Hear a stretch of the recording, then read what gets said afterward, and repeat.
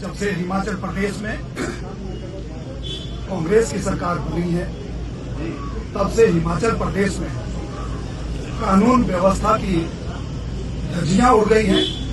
और हिमाचल प्रदेश में जब हम कानून व्यवस्था को देखते हैं तो लगता है कि हिमाचल प्रदेश में सरकार नाम की कोई चीज नहीं।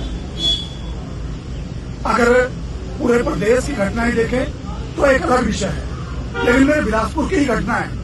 जिस सदर विधानसभा क्षेत्र से मैं आता हूं, इस सदर विधानसभा क्षेत्र में, इसी शहर में जो जिला का हेडक्वार्टर है, हेडक्वार्टर में डीसी ऑफिस के सामने जहां हम खड़े हैं, एसपी ऑफिस के सामने, सेशन जज कोर्ट के सामने गोलियां चलना, वो इस सरकार की देन है। और कॉन्ट्रैक्ट किलिंग, सुपारी माफिया, लोगों को भाड़े पर पैसे देकर लोगों को गोलियां मरवाना, ये कांग्रेस के नेताओं ने एक परंपरा शुरू की।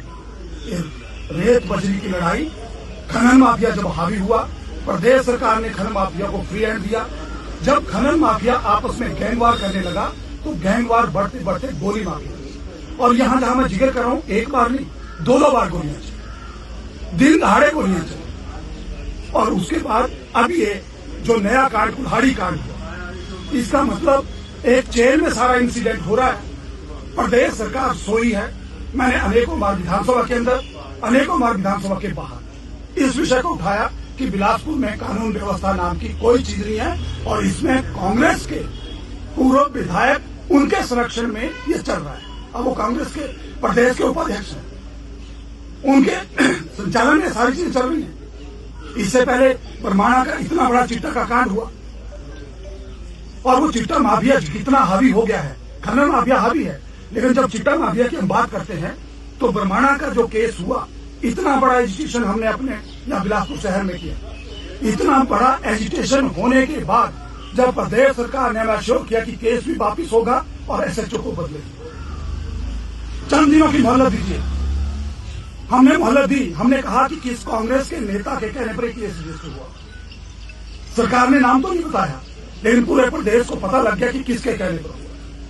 तब भी मैंने कहा था कि सरकार मिली, केस तो वापिस हो गया, और भारतीय जनता पार्टी के दबाव में प्रदेश सरकार ने उस केस को वापिस लिया। लेकिन जिस एसएचओ ने किया था, जिन आकाओं का संरक्षण था, मुझे कहा था कि 31 मार्च तक हम बदल देंगे, लेकिन नहीं बदला, क्योंकि आकाओं की इज्जत की बनी थी, जो चिट्टे का, इलीगल माइनिंग का जो व्यापार कराते थे। अब क्या हुआ, अब वो एसएचओ को दोबारा उठाया। ये दुर्भाग्यपूर्ण है। मुझे चंद दिन पहले ही पता लगा है, क्योंकि पंचायतों के चुनाव थे, कि ऐसा प्रदेश सरकार ने किया है।